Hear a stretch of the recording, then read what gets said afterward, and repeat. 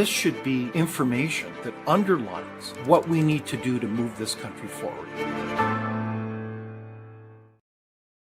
Well, hello, everybody. It's David Leis, your proud host of Leaders on the Frontier Live, and we're so glad you could join us today on March the 26th, 2026, the year of our Lord. We're talking about important issues here, and this is no exception. As we talk about the whole issue of sovereignty in this country, often we think of sovereignty as relating to our control, our governance over our own country. But what about sovereignty with the option of pursuing it outside this country, this incredible federation? So we're going to talk about the West and the concerns that would link some people to the belief that sovereignty can be best pursued outside this confederation. So we want to hear your perspectives. We appreciate your comments very much. And we've got a dynamite all-star panel joining us in a moment as we talk about the issue of, has Canada lost the West? Okay, so as we turn to today's comments, a warm afternoon to you, including Prairie. We've got, we so much appreciate the comments from everybody across the country and beyond. Another excellent talk to help Canada, and that is from Buzz Grant. And we also have other comments. I enjoyed this episode. I'm learning more and sharing what I've heard, and that is from Candace Shaw. Thank you so much. And I think that was in reference to a conversation I had that was released this past Tuesday, as usual, on both television and across social media. And that was with Dr. Jack Mintz, certainly one of the premier economists in the country, talking about the challenges of our economy and what are the solutions. And he's certainly an advocate for big tax reform, and be sure to see that episode, and we welcome your comments. I also want to turn to some headlines today as we position for our topic today, and as more and more people come on the live. I want to talk about a couple of them. One is the Phoenix pay system. You may have heard that that's been a long saga for many years. I think it's been in the public eye for at least 10 years. It's been a ongoing train wreck, and replacing the Phoenix pay system will cost at least $4.2 billion, and that's according to the Auditor General's estimates. So stay tuned. It's important people get paid and that we have a good pay system, and surely that's 101 running government is having a good pay system. I also wanted to recognize the heroic actions of a Winnipeg doctor who is getting a medal for bravery for tackling a knife-wielding man and saving a co-worker. So Dr. Kenneth Hallweg chased the man and then provided first aid to the injured woman. So bravo on the good doctor. I also want to mention that Bill C-9 federally was passed, and this is a very contentious anti-hate legislation, so-called anti-hate legislation, and that passed a final vote in the House, and now it moves to the Senate. And I'm sure many of you have followed closely the concerns about this Bill C-9 and whether, in fact, it's an attack on freedom of speech and will, in fact, be weaponized and used against anyone that you disagree with. Witness the kind of, the ongoing tragedies of so-called hate crime in the UK.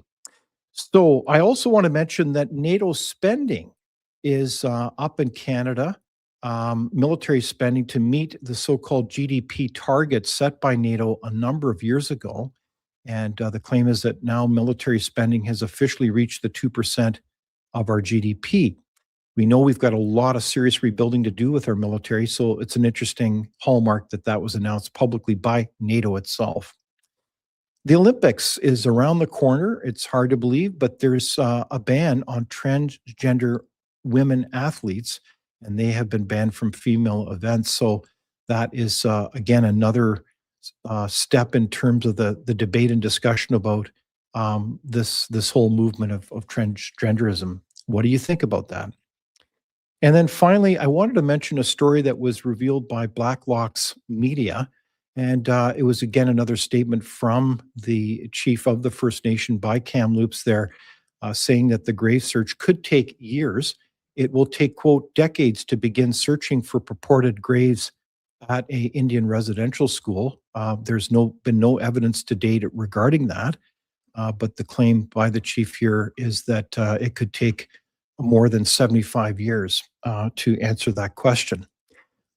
It begs a lot of questions, I suppose. Any case, those are some of the headlines.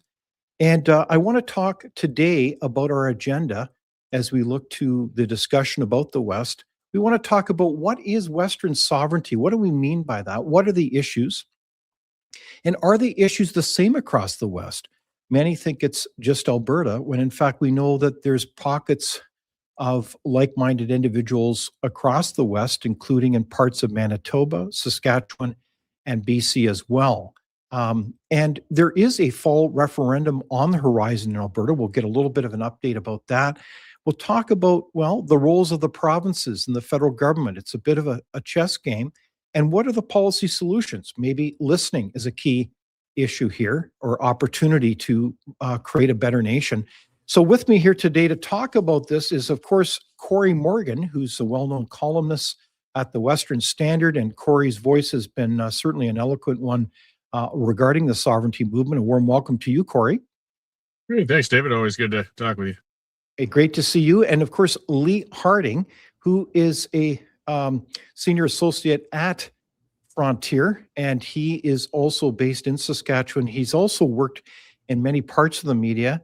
And a warm welcome to you, Lee. Thank you, David. And we have Ken Drysdale, who is a great leader in the province of Manitoba. He's an author, but also he's a former commissioner with the National Citizens Inquiry. And Ken is also one of the leaders of the Manitoba Together organization. So a warm welcome to you, Ken. Oh, nice to be here, David. Good to see you again.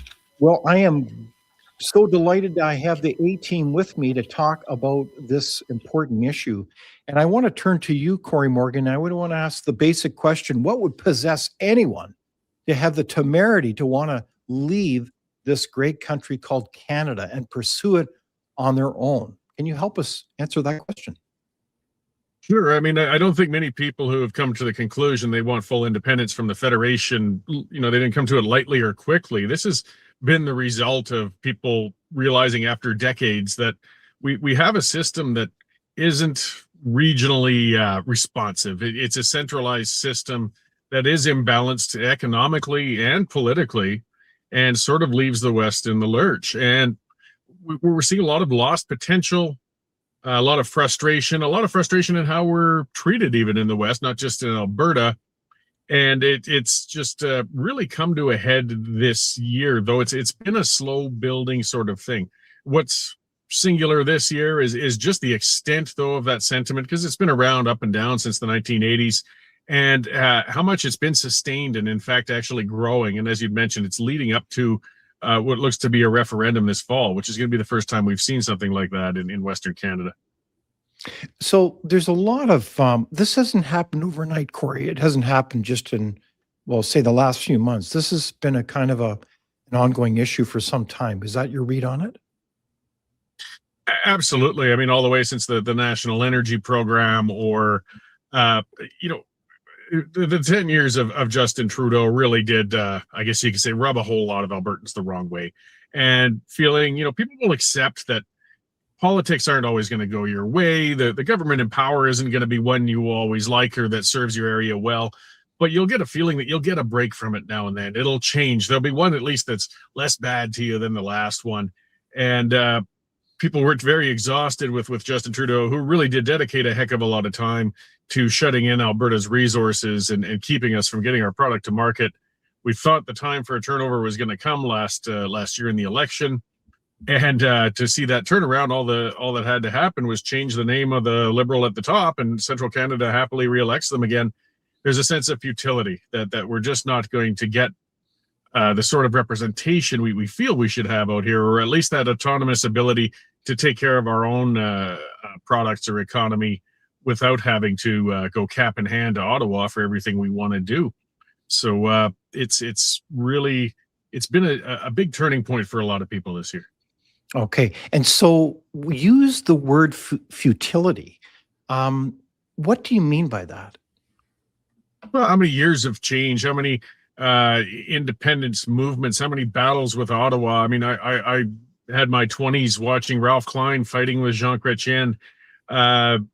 We finally got, for example, as somebody we thought would represent us, with Stephen Harper, who came into power, and he was good. But the term I use for conservative prime ministers is they tend to be less bad than the liberal ones, but they don't do anything in particular for us either.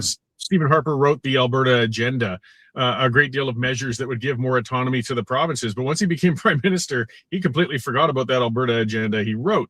And I don't even take it personally. I think Mr. Harper is still committed to those principles. But there's the political reality that nobody is going to win federally if they have a platform like that. They have to campaign to Central Canada. That's just the nature of our system. And that's what I mean with futility. So, I mean, it's great when Western Canada and Central Canada's interests align. We can all move in the same direction. But when our interests collide, the East wins every time, because that's just the nature of the system. Okay. Well, I want to turn to Lee Harding, and who is based in Saskatchewan. Is this sovereignty movement resonating there? Are you seeing signs of people saying, yeah, we too want to look at how we could maybe get a better deal on our own? Maybe it's with Alberta. I don't know. What's your read on the situation there, and why would they want to pursue sovereignty in Saskatchewan? Well, the polling suggests that the interest in independence in Saskatchewan is pretty close to that of Alberta. It's not that far behind. I think the Angus Reid poll from last year had it both they were both 34 to 36%. I'm not sure how accurate these polls really are, but there are a sizable number of people that have some interest in it. They certainly have a lot of the same grievances that Alberta does. There is a general sense that Ottawa has a different ethic than what the West does. There is the sense that when the election hits the Manitoba border, it's pretty much done. I don't know if that's actually true. A lot of the, we would have had a lot more Liberal majorities if it wasn't for the West.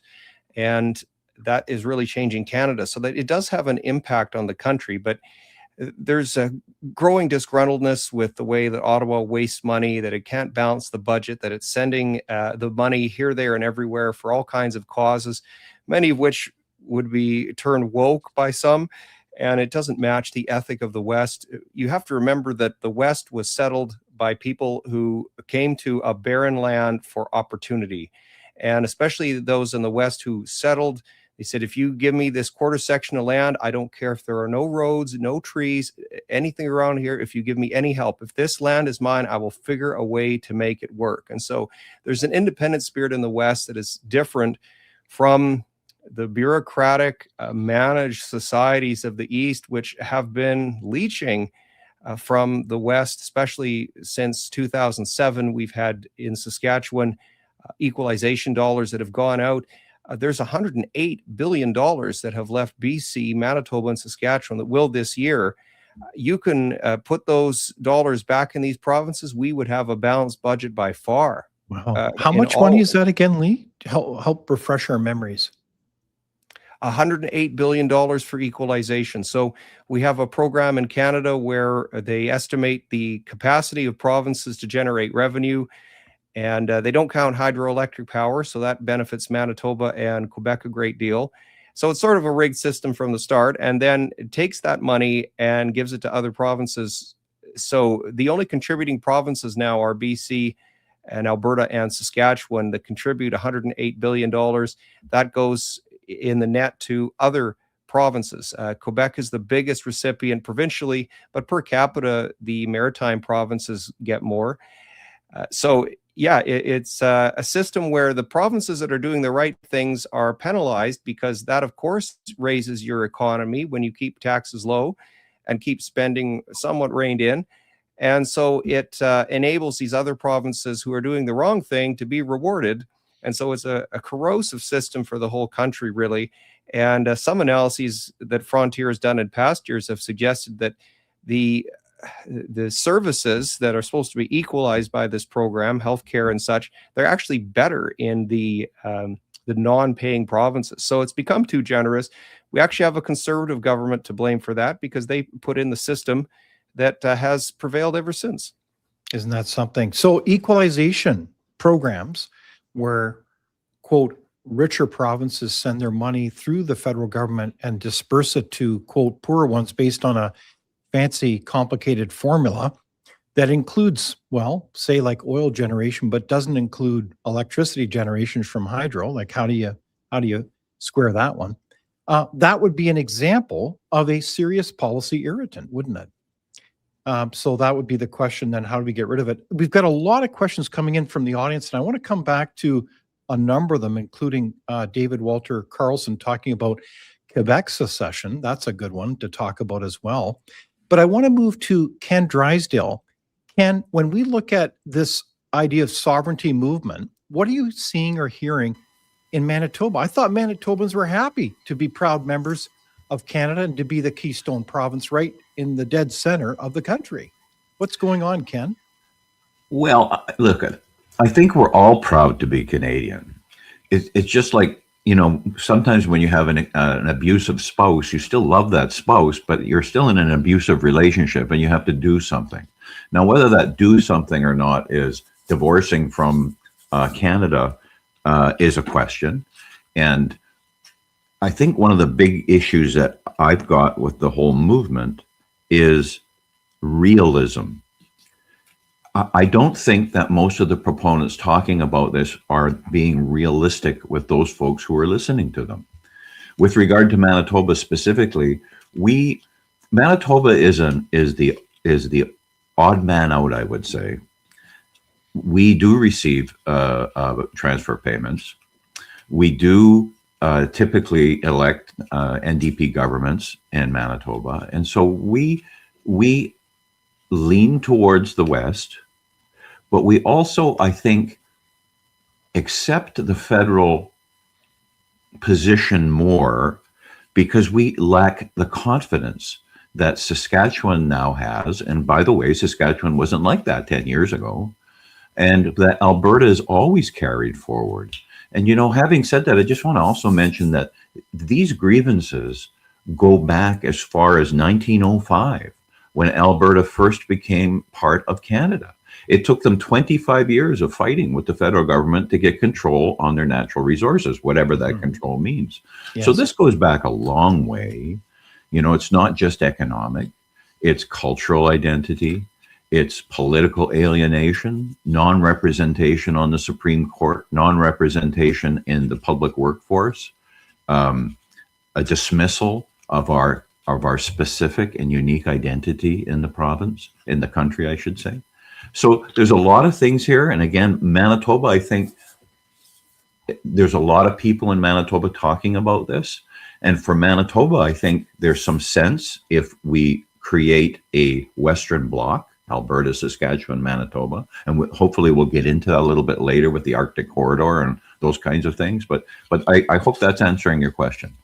No, I think it is. It's a very interesting breakdown as well in terms of the position of a number of provinces, including Manitoba.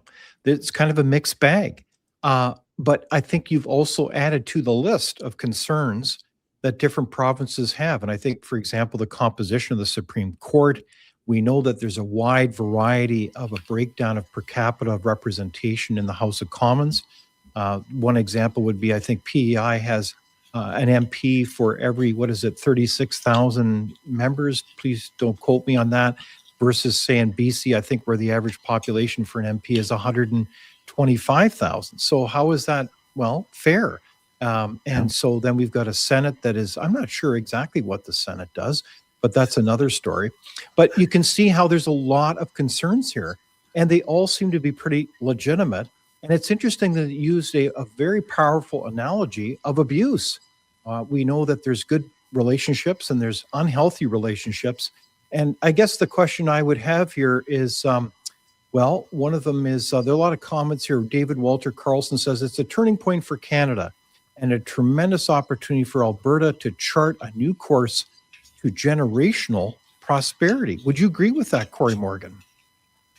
I would. And, a part of it too, which has to be read in, is this is an opportunity for Canada. Canada's in it.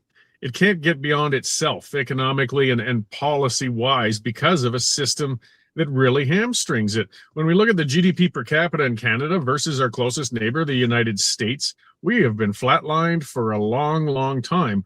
I mean, Alberta's independence economically, it's not hard to make that case.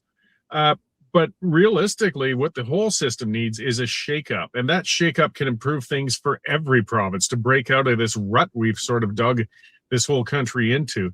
And, you know, some of the discussion is about what policies could change things. See, that's what the issue is. And that's when you get back to the futility, because it's not policy that's the problem. It's the system that's the problem. And that's the Constitution.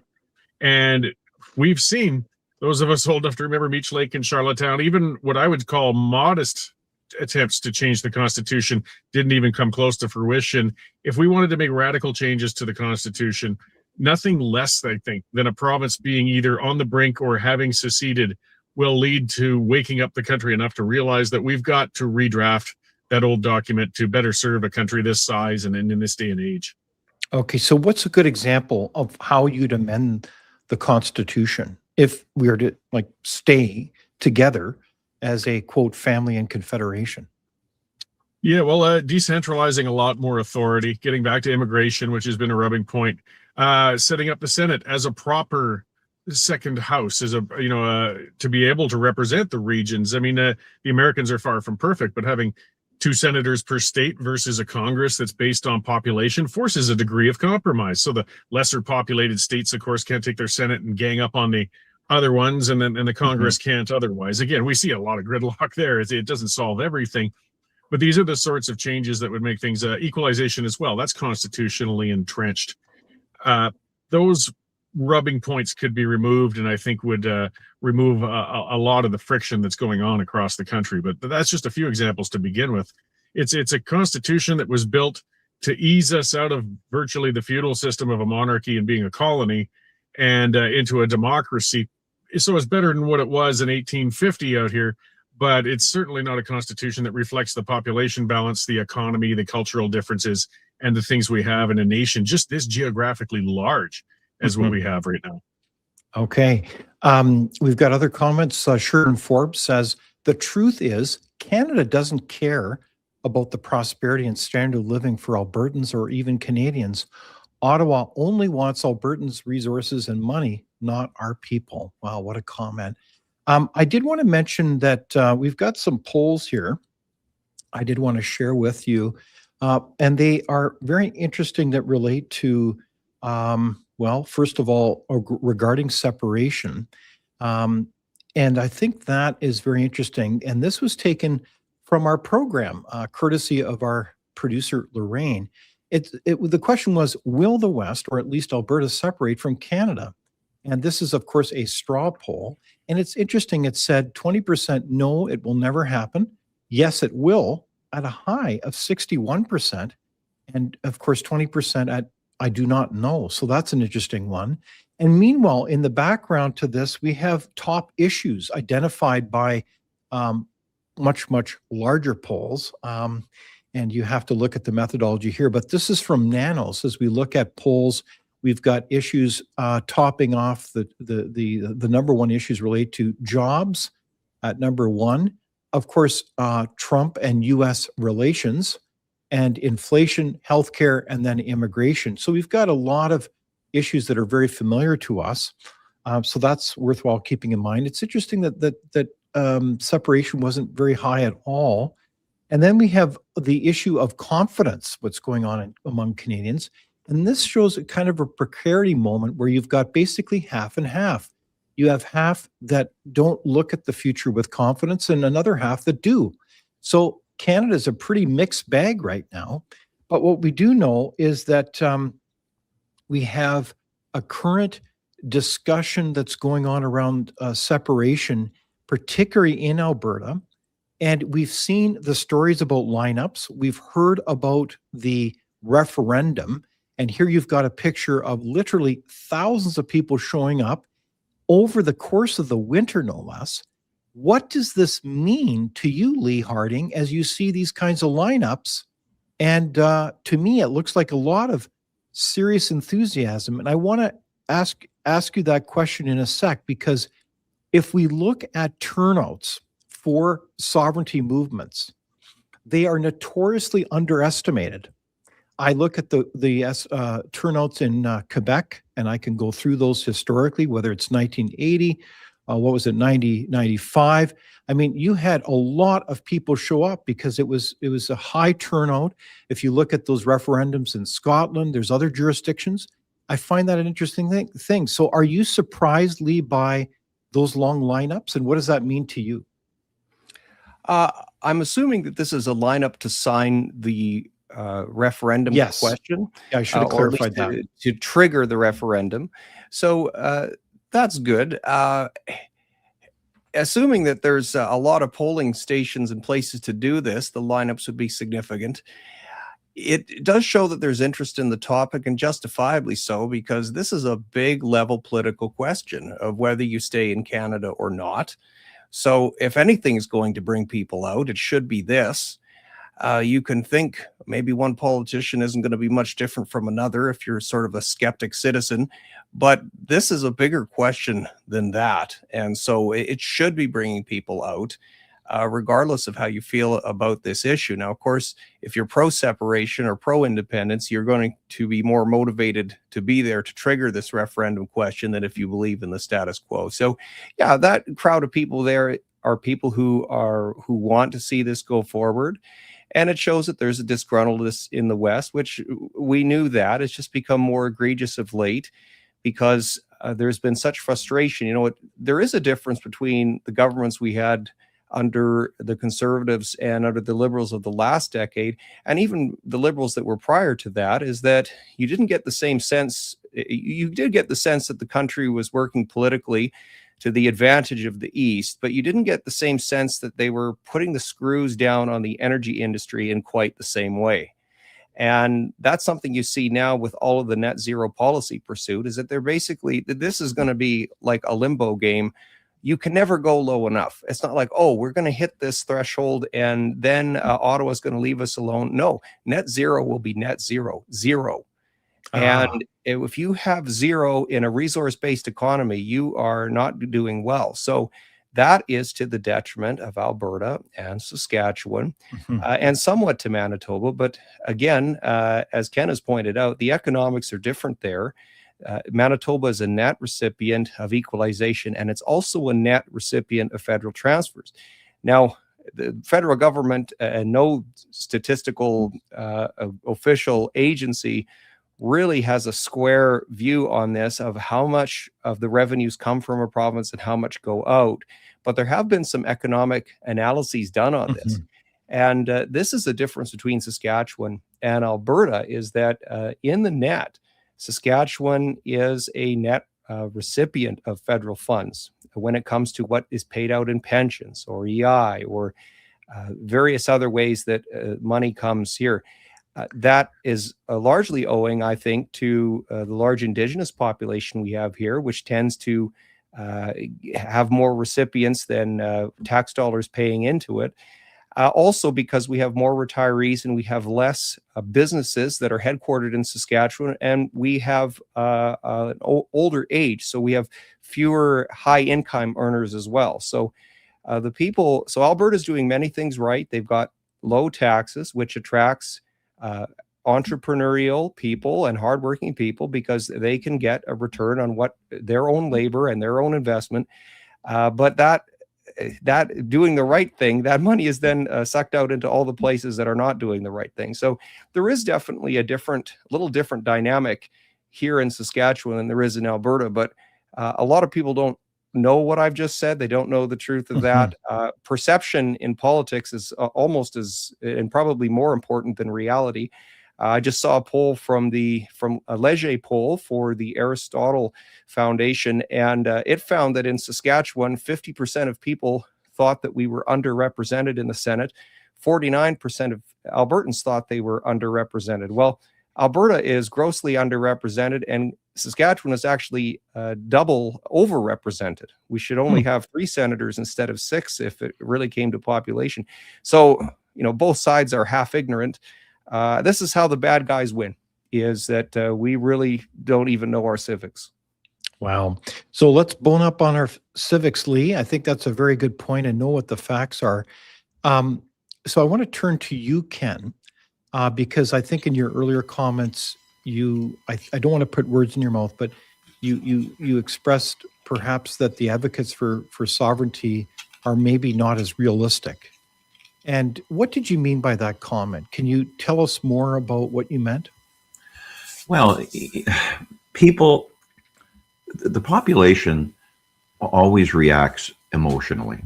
Mhm. And don't misunderstand what I'm going to say, that I'm either for or against necessarily. But I want people to understand the reality. If Alberta, or if Saskatchewan and Alberta, or if Manitoba and all three of us go out and become separate, we're starting from scratch. We've got to we're not part of the, I always hear people talk about, well, Alberta is a landlocked, but we have to have access to the sea under the UN. Well, an independent Alberta isn't part of the UN. They're not part of the WTO, the World Trade Organization. They don't have negotiations with the United States. All that has to be put in place. We have to negotiate with Canada. Will Canada charge us to ship our oil to the ocean? Will they let us ship oil to the ocean? Will Alberta let trucks go through Alberta anymore, or trains going through? Vancouver is Canada's largest port, and most of that goes through Alberta, either by rail or truck. So Alberta needs to negotiate that. This is going to take years, and it's going to take years. And David, you probably remember this better than I, although I believe I'm older than you and was there. When Quebec announced their referendum originally in the 70s, we remember what economic effects that had on Quebec. They voted in the end, I think it was like 51% for, and they stayed in Canada. But capital left Quebec and never came back. It used to be the banking center of Canada. They all went to Toronto. Yes. So you can expect that going on if Alberta separates. And again, this is just the reality. Investment will stop until things are negotiated. Companies will leave Alberta until things are negotiated, because if there's one thing that capital hates, it's uncertainty. And if you haven't negotiated deals yet, and we think we're going to negotiate with the United States, do the United States really need Alberta anymore when they now have Venezuela's oil? And Venezuela oil is a lot closer to their new refinery in Texas they're just opening, which is heavy crude. So there's a lot of things to be considered here. And again, don't misunderstand this as me being against this whole sovereignty issue. I think there's a lot of other things we can do. But as far as it's concerned, people have to understand that there'll be uncertainty here for a decade, perhaps more. And capital investment, employment opportunities, just look at what happened in Quebec. And they never recovered from that. Okay, so, but I think what you're doing is, in terms of reasoned analysis, trying to say what are the pros and cons here, and is it really worthwhile to create that level of uncertainty given all of the above? And I think that's a very good point. It's interesting. Sheridan Ford says the economic future for Canada is decided by Ottawa is not going to raise the standard of living or create a prosperous economic future for Albertans. There's nothing to gain staying together but debt. So again, there's a variety of perspectives. Early though, Cory Morgan, and if you can help me with this, is there not any glimmers of hope that we could just work this through like friends? I almost hear a tune in my mind. Can't we be friends and work through these issues? For example, it was mentioned about the equalization program. For years it's been suggested, why don't we surrender the GST to the provinces and be done with the transfers, right? And let's try to make things simple and understandable so you can have accountability and all the rest. Like, is there not an opportunity to kind of just stay in Canada? We love Alberta. We love every province, I think. And that even goes for Quebec. And we'll get to that question in a moment. But isn't that the issue, is that consistently we have a federal government, well, this is my opinion, is tone deaf. They don't listen to these concerns and deal with them, or they're locked into that system where you say the word futility because they just don't change and get rid of the stuff because they're kind of, embedded in that kind of system, as you say. Do you see any hope then for a united Canada from that perspective if we just work through the issues? No, I don't. If anything, I just see that dragging this out in a system that's I mean, I know I'm pretty negative, but I think it's a matter of when, not if. It still might be decades, but I can't see this system being sustainable. Listening is nice, but listening doesn't change the system. Mhm. And that's what people are asking for. That's what people need to see. We need to see a genuine will to crack open that Constitution. And I don't see that anywhere. And I can't see a conservative. I mean, we've got to remember the formula, which, you need 7 provinces with over 50% of the population represented to make any constitutional change. Well, if you put that formula together, say for Senate reform, well, that means some provinces are going to be raising their hands saying, yes, we want to reduce the amount of representation we have in the Senate. They're not going to do that. Equalization, likewise, is constitutionally entrenched. We would have to be asking the majority of the provinces who are benefiting from equalization to put their hands up and say, we're not going to collect it anymore. Exactly. And I just don't see that happening as well. And I mean, again, our issue isn't with Canada. I don't hate Canada. I don't have a beef with the maple leaf or the flag. I just don't feel that this system is sustainable, unfortunately. I think that's one of the things where it starts to get personal. It hurts the movement and it hurts just things in general when people start spitting at each other, whether Quebecois or other Canadians. That's just not where most people are. That's why I tend to use the term federalist, perhaps if I'm having a debate with somebody. But Sure. But the issue isn't personal. But it's going to take more than just listening, I think, to soothe this now. I mean, it could calm things down for a bit, but it won't change anything. Okay, but thank you for that frankness or honesty. We need action. We need to be able to move forward on our country if it's going to exist in unity and be a strong sovereign country, that's for sure. Cory, have you felt that some of this is being undermined? Like I think that the percentage points for sovereignty, give or take a few points, is what, 30 something percent? Is that what you're seeing in polls as well? Yeah, I would guess it to be around 30, and it is a guess. I mean, we've seen numbers from respected pollsters as low as 18 and as high as 40, which really tells us it's a difficult moving target to really figure out. We've got loads of anecdotes, including my own, that go out there. But the only real measure, if we get to the point of a referendum, I guess, is where it's going to be. It's still, nobody's polled it within the winning numbers. But as you've also pointed out, these things tend to be underrepresented, especially when there's momentum. Brexit began with these kinds of numbers as well. The 1995 Quebec referendum began with these kinds of numbers, and the momentum favored the people wanting to exit. If that sort of trend remains in Alberta, it can't be dismissed. People say, "Oh," and I've seen some of that with recent polls. Well, it's only 30%. Exactly. You have 1 in 3 people in a province saying they've had it to the point where they actually want to leave the federation. You better sit up and pay attention, because those 30% are talking to their neighbors and their friends and their families.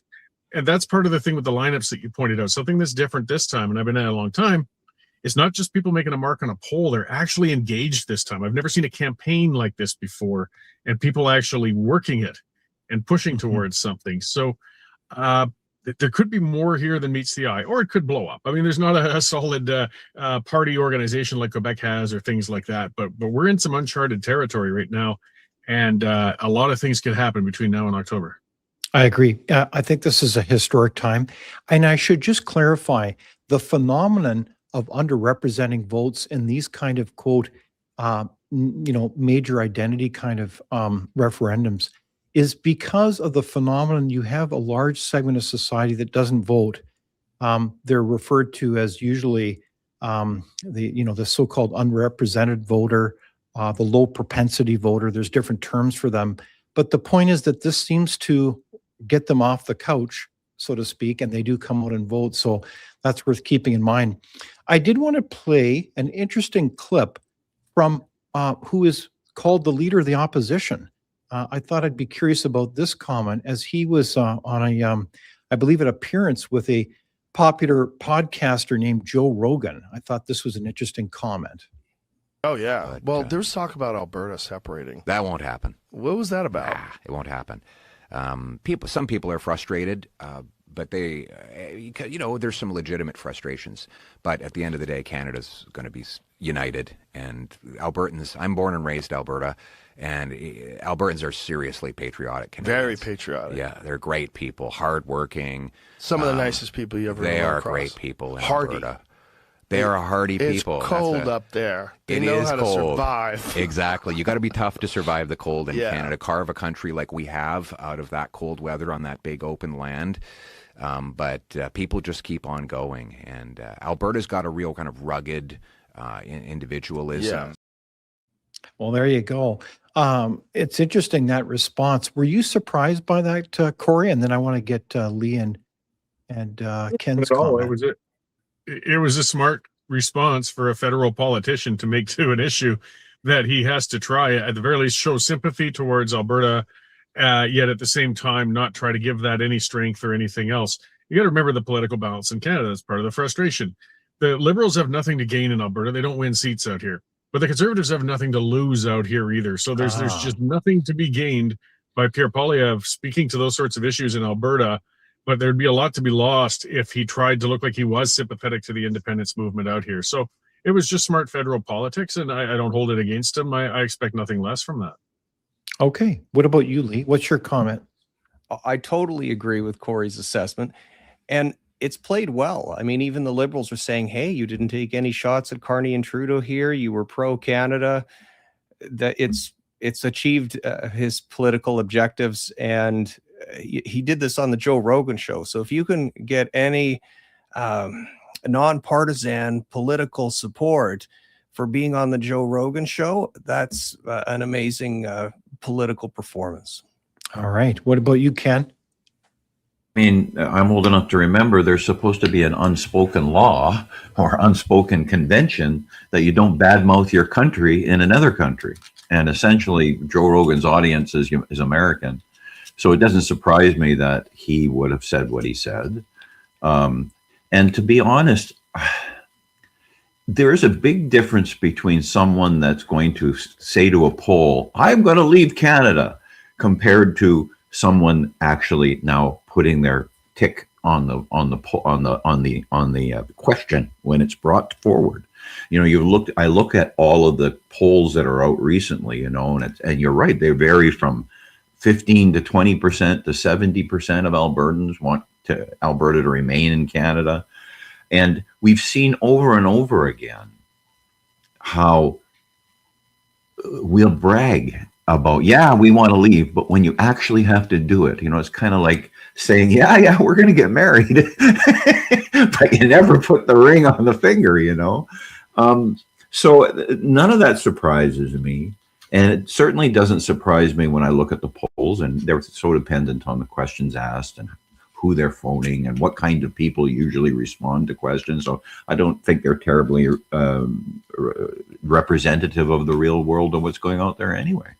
But I do still maintain that if separation is going to happen, we need to do a hell of a lot of homework first. You know, it's like anything else you're going into. You don't show up at a town hall meeting and have not rehearsed what you're going to say. And some of what Alberta's got to be doing is they've got to be talking about domestic access to seawater. And the only way they're going to get that, honestly, is by having some kind of an agreement between Saskatchewan, Manitoba, and Alberta.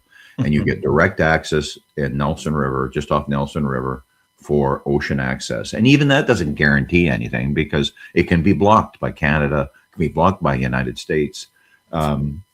So there's a lot of ifs here. There's a lot of stuff going on in the world that should be telling us, if we think we're going to rely on convention and laws and all these other kinds of things, you better think again. Because if nothing else, what's going on in the world shows us right now, there are no international laws and there are no conventions you can rely upon.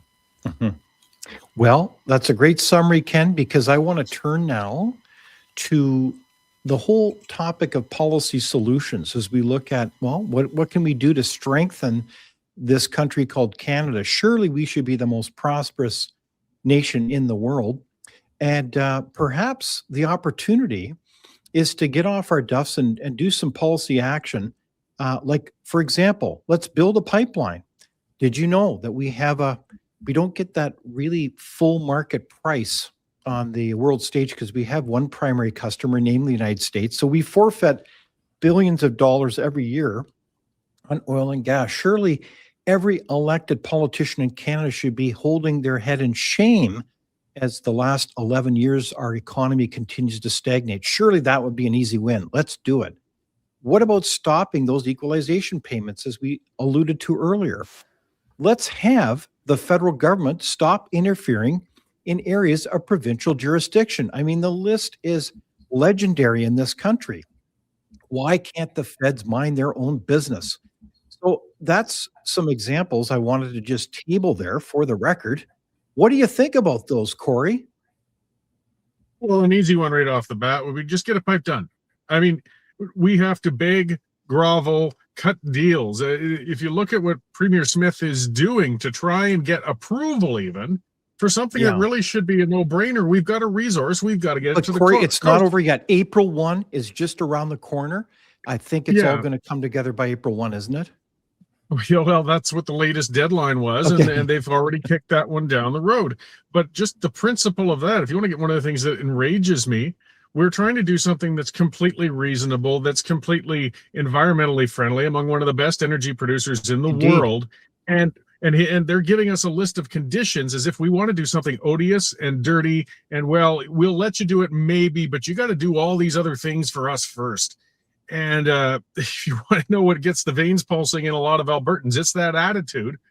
And meanwhile, they're draining what we do manage to export and sucking it out of us through an unfair transfer payment system and things like that. So if they really had a will, though, to quickly calm things down, because it's totally within the federal government's hands to say it's in the national interest, David Eby, sit down. Indigenous bands will consult and will certainly respect you, but you don't have a veto authority. We're going to get that thing done because, again, it's for the national interest and for Canadians. And that's the only way we're going to get a private proponent, too, because they play both sides. They say, well, there's been no private proponent. Well, of course there isn't. You've got a tanker ban. You won't let a pipeline through. Why? Exactly. What sort of lunatic is going to say that I'm going to dedicate a couple billion towards a system that illegalizes what I want to do? Yeah. So, yes, just to say either way, to start on that list of one of the things they could quickly do to cool the temperatures in Alberta, get that going. And not just talking about it, I'm talking about dirt moving, because people have had enough broken promises and rug pulls over the last decade on this. Right on. So let's get to action. An oil pipeline, a natural gas pipeline, a lot of pipelines would be really handy right now. That would in fact using the analogy of a balloon, that would let the air out of the balloon, wouldn't it? Around the sovereignty movement, Cory? I think it would blunt it a bit. I mean, there's dedicated people like myself who really still feel that the system's broken. It'll take much more than a pipeline to change my attitudes towards that. But when we're talking the growing number of people who are throwing their hands up on this, it would slow that down dramatically. If I was to offer a tool to the Federalists who want to cool down that sentiment and really cut the legs out of the growth, that would be the easiest, the quickest way to do it right now. Right on. What's your comment, Lee? Any solutions on your mind?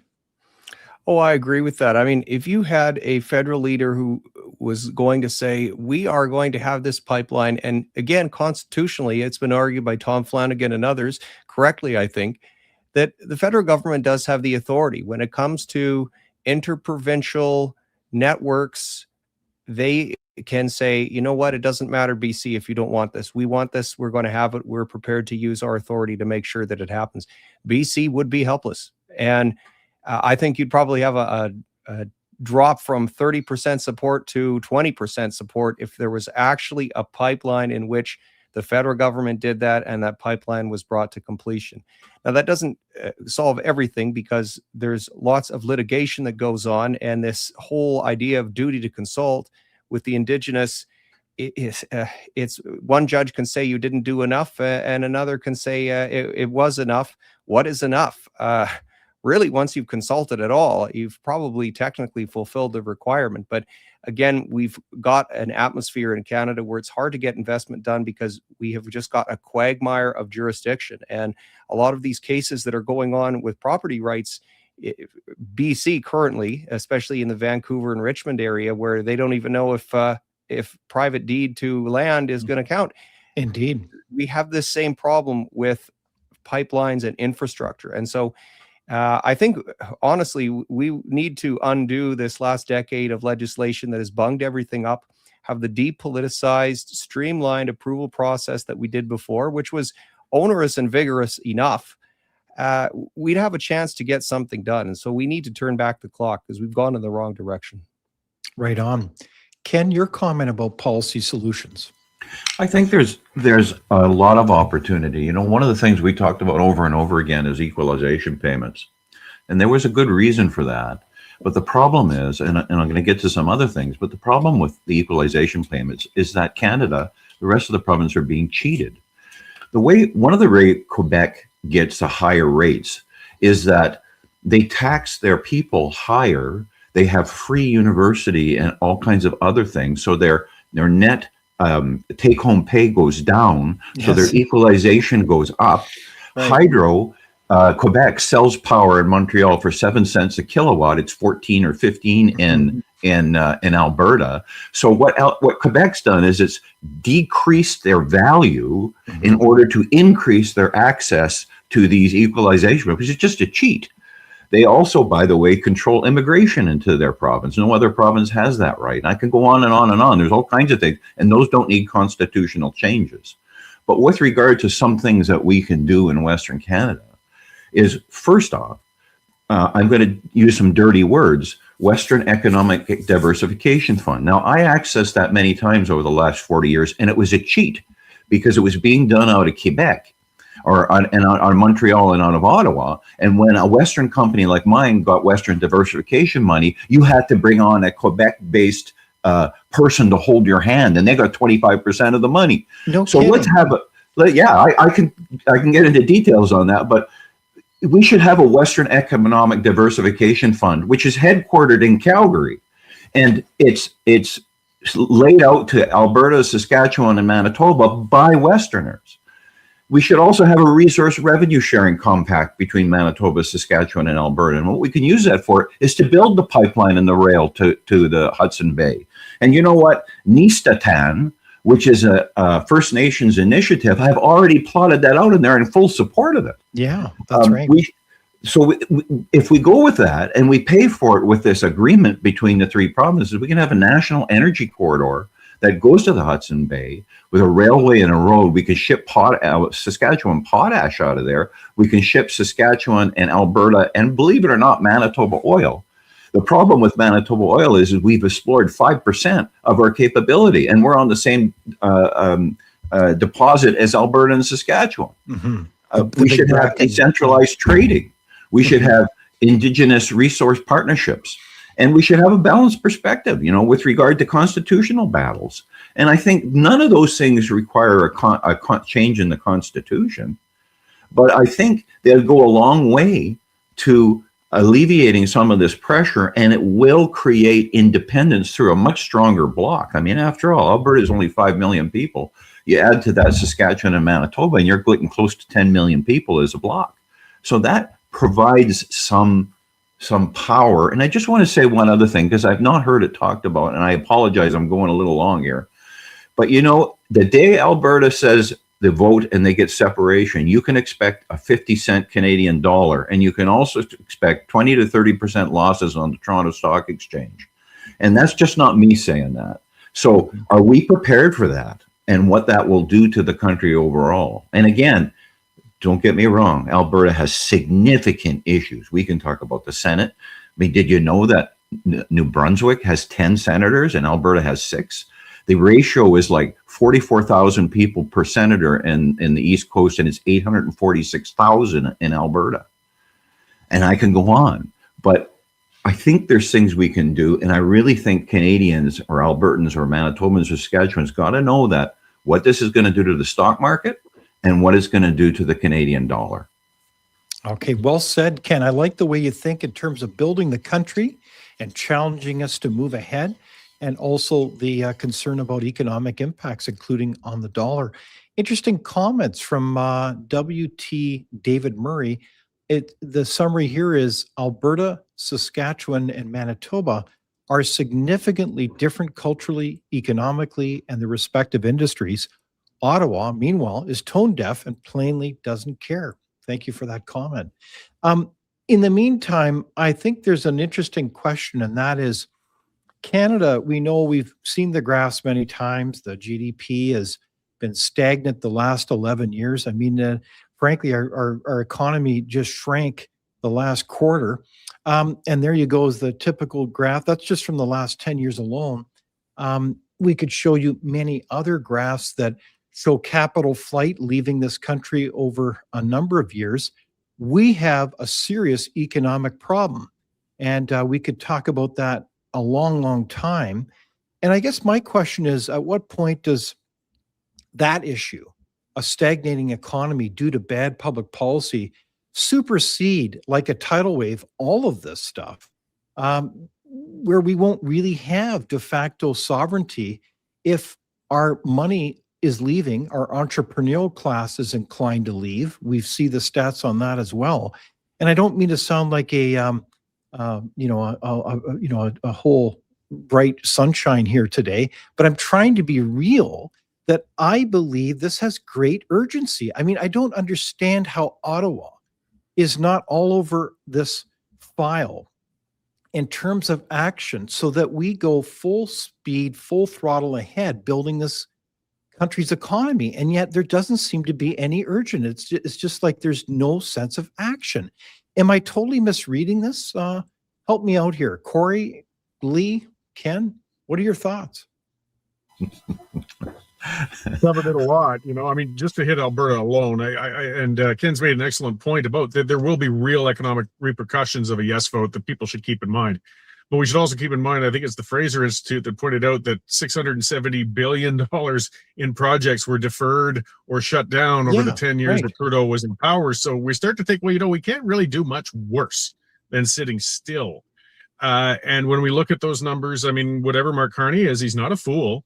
And it is surprising that he doesn't share that sense of urgency that you're pointing out. I don't know why it seems to be lacking over there. Here's a breadbasket you guys can get more out of if you would just let us produce it. Comments, Lee? Well, you're right. It is an urgent issue. It should be an urgent issue.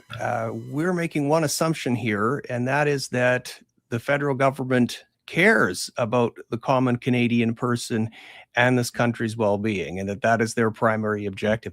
Maybe it isn't.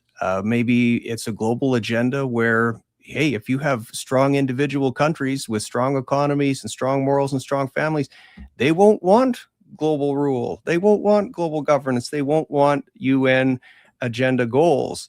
So in this sense, we are becoming more and more powerless. And yes, it is a serious problem. It's a very damning statistic. One of the reasons the US is surging ahead is they have thrown out this net zero ideology and they can use their resources. And he's saying, drill, baby, drill. And up here, we're saying, no, don't drill. That's wrong to drill. Carney's book Values made that very clear. We have to leave stranded assets in the ground. And when you have, I think it's something like $18 trillion worth of oil and natural gas, as Canada does have in its proven reserves. Yeah, unbelievable. We should be getting that out before some technology makes it all obsolete.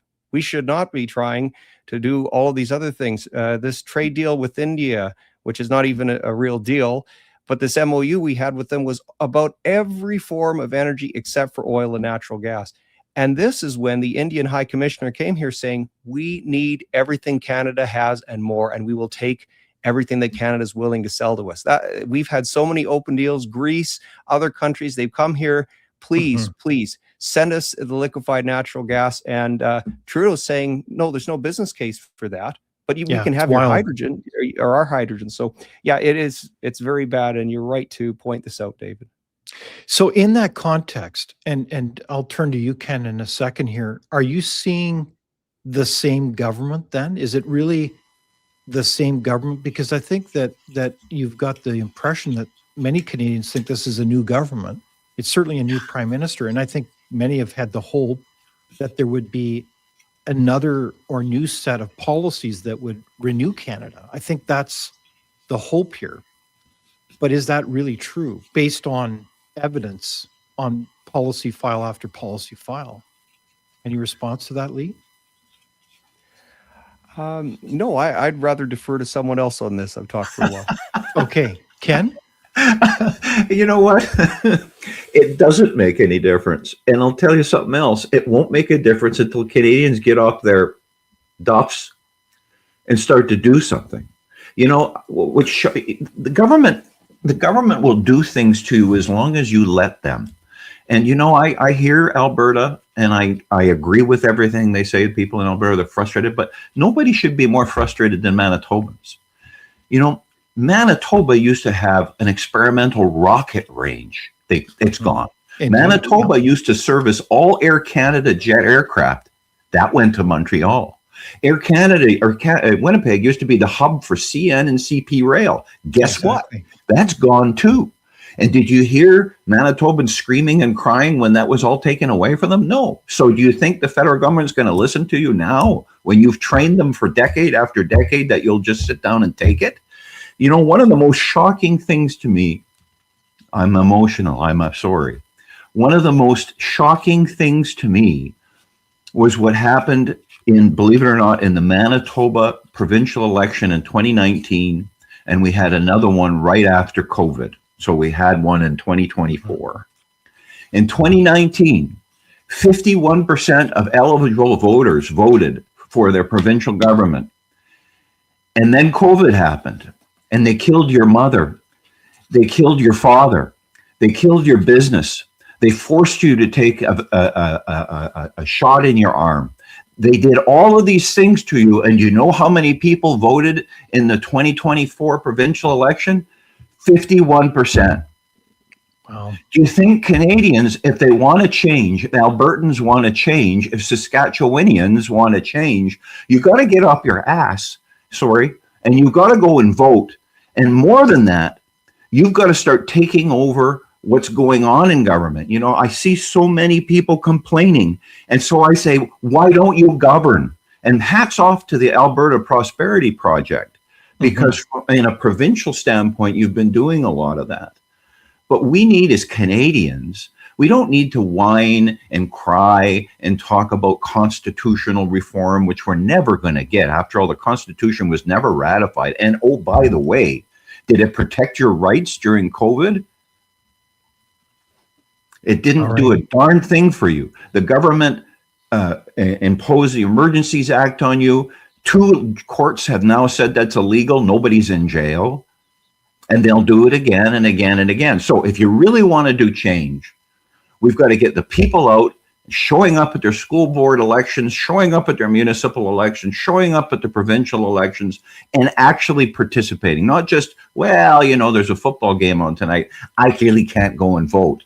No. And so if you really want to know what the root to Canada's problems are, it's us not getting out, not participating, not speaking up because I'm afraid. Well, Ken, I very much appreciate your passion and your challenge to each and every one of us as citizens to not only accept citizenship, but its responsibility as well. So well said. I know that we're at the end of our program here. We've had a far-reaching conversation about what's happening when it comes to sovereignty movements in Canada and our concerns about our country. Cory, I want to turn to you briefly and ask you a question. When is there going to be a referendum, and when is it going to be held? I would lay pretty good money on it's going to be held for sure, and it's going to be on October 19th. Premier Smith has been pretty clear that I don't believe she supports a yes vote. I don't know, only she can answer that. But she's made it pretty clear she wants to see a referendum. I think if only because it gives her a lot of leverage politically to be able to keep pointing at that as she negotiates with Ottawa. She's changed the legislation to allow it to happen when the courts shut down the petitioning potential. And even if there's an injunction that shuts it down again in a couple of weeks, I suspect she's just going to schedule it anyway. So we're going to have one this fall. And the harder money's predicting where the votes will land by then. All right.